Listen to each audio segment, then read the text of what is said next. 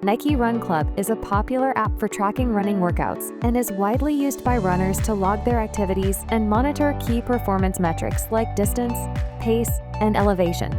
However, it lacks an easy way to export data out of the app for deeper analysis. This became a challenge when we tried to use Nike Run Club data to prepare for an ultra-marathon, where we needed to analyze past runs to help plan pacing and calorie goals over long distances. Fortunately, we discovered a few REST API endpoints that allow us to export the data, and we'll show you how to use them in this video. We'll cover everything from downloading the data from the API, reformatting it from JSON to CSV using Python, and exploring the data through interactive Power BI visuals. So, without further ado, let's get into it, starting with the downloads from the API. First things first, we need to get an API token to authenticate the API calls, which basically proves to the server that we're allowed to access the data for our account. Nike doesn't provide a direct way to do this, but we found a way to get it. Start by going to nike.com/member/profile. If you aren't already signed in, you'll be prompted with a sign-in screen. If you are already signed in, sign out first since we get our access token during the sign-in process. Before signing in, open up the developer settings, which can be done in Google Chrome by right-clicking the page and selecting Inspect. We'll navigate to the Network tab to record all of the traffic that goes through during the sign-in process. You can now sign into your account, and as you do that, you'll notice that Network tab fill up with a whole bunch of different network requests. Now we need to find one of these requests that has your API token in it, and I usually look for one of the requests that are named NikeCom. The API token should be under the request header section in this authorization error field. This whole big string underneath bearer is your API token, so we'll copy that and paste it in as a variable in our Jupyter notebook. This goes into our headers dictionary, which is provided in the API calls to authorize access to our Nike Run Club account.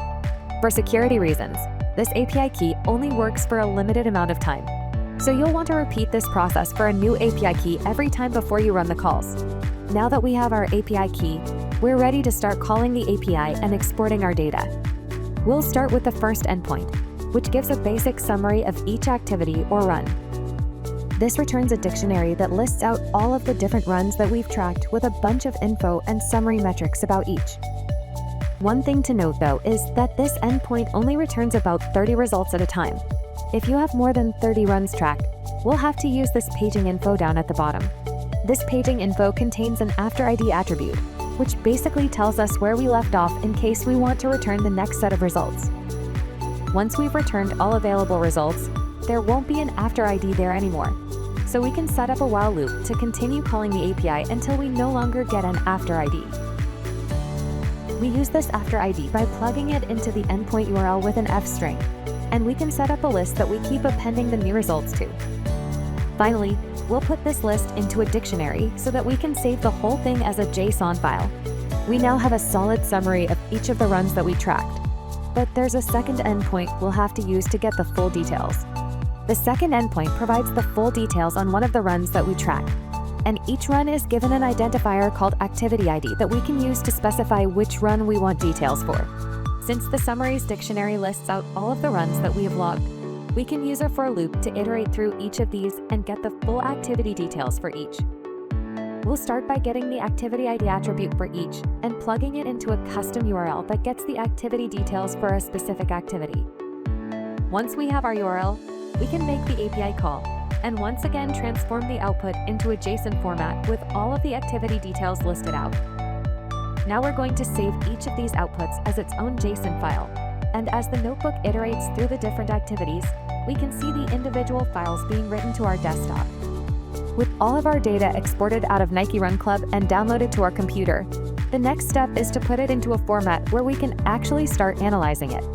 The REST API returns the data in a JSON format, but we usually like to work with data in a tabular format, like a CSV file.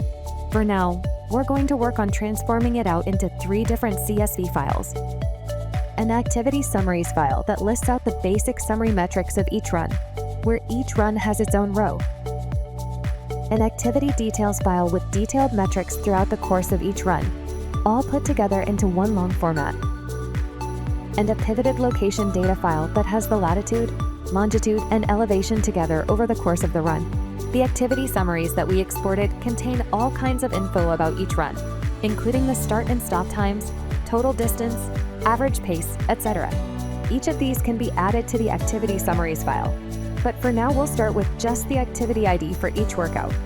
We still have the activity summaries listed out in our combined data dictionary, so we can once again iterate through each activity, get each activity ID, and add them to a data frame.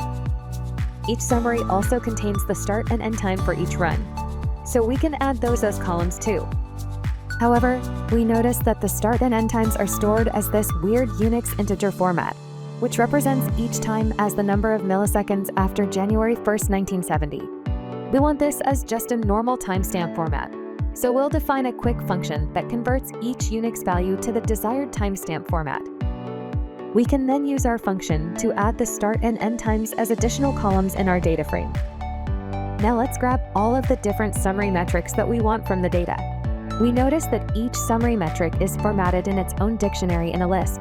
We'll code up another function for this, where our function takes in the list of dictionaries along with the metric that we want and the way we want it summarized and simply outputs the value for it. We can then use this function to add each of the summary values that we want as columns in the data frame, including average pace, average speed, total distance, total ascent, total descent, and total calories. Finally, we'll save this data frame as our activity summaries CSV, and we're ready to move on to the next one. The next CSV that we want is a full activity details one that lists out a bunch of different metrics throughout each run. We'll start by defining a list of all of the different metrics that we want to get from the JSON data.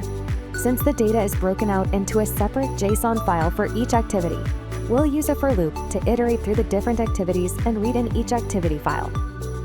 You'll notice that each JSON file lists out each of the different metric types as a dictionary that defines what the metric is, what the units are for it, and all of the values over time. We'll create a function that takes this list of metrics and returns the desired metric in a data frame format. With this function, we can iterate through each of the desired metrics and get each set of values as a data frame. Provided that the desired metric was found, we'll add in the activity ID and append everything to one big data frame. Note that like before, we'll have to use our convert Unix column function to convert that Unix integer format to our normal timestamp format. Finally, we can save it as our activity details CSV, and we're ready to move on to our third and final one. Although we have a CSV with all of the metrics in it, it's hard to analyze when they're broken out onto different rows. Instead, we want to pivot out the different metric types into their own columns so that we can analyze them together. For now, we're just going to pivot out the latitude, longitude, and elevation metrics since these are usually tracked at the same cadence.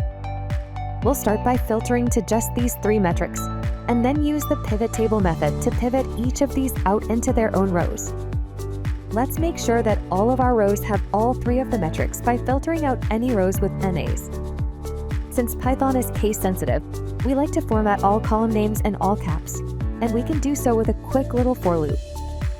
Although we have timestamps for each measurement, we want to know the time of each relative to when the run started, as in the total number of hours into the run.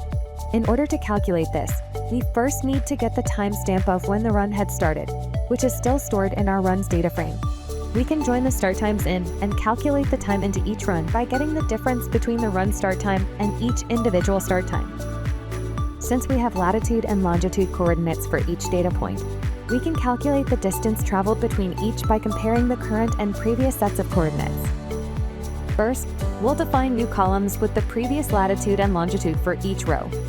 Then, we'll define a function that compares the two sets of coordinates and calculates the distance between them. We'll apply it to the data frame to get the distance between the current and previous data points, and can calculate the total distance ran at each data point by getting a cumulative sum of the distance between points. Lastly, we'll save this as our third and final CSV, the pivoted location data file. We'll open up Power BI. Use the Get Data button to select our CSV files, and we'll hit Apply Changes to load the data in. Once it loads, you'll notice that Power BI automatically set up a one-to-many relationship between the Activity Summaries table and the Location Data table. we'll put together just some quick exploratory visuals, starting with a table that lists out a quick summary of each activity. We can also create an elevation profile by creating a line chart with average elevation on the y-axis and total distance on the x-axis. Note that this isn't going to make much sense until we filter to one of our runs by selecting a row in the summaries table. We can also create an interactive map using the latitude and longitude coordinates in our location data to map out the path of each run. And with that, we have a nice little interactive report where we can toggle through the different runs to see the path and elevation profile of each. Exporting data from Nike Run Club may not be straightforward, but it can be done with the right tools and a bit of Python code. For us, this data was invaluable in helping to plan pace goals and review performance leading up to an ultramarathon. We went through it all a bit fast, so check out the link in the description for access to the full notebook of Python code along with a blog article explaining it. If you found this video helpful and want to support more like it, remember to like and subscribe, and we'll see you next time.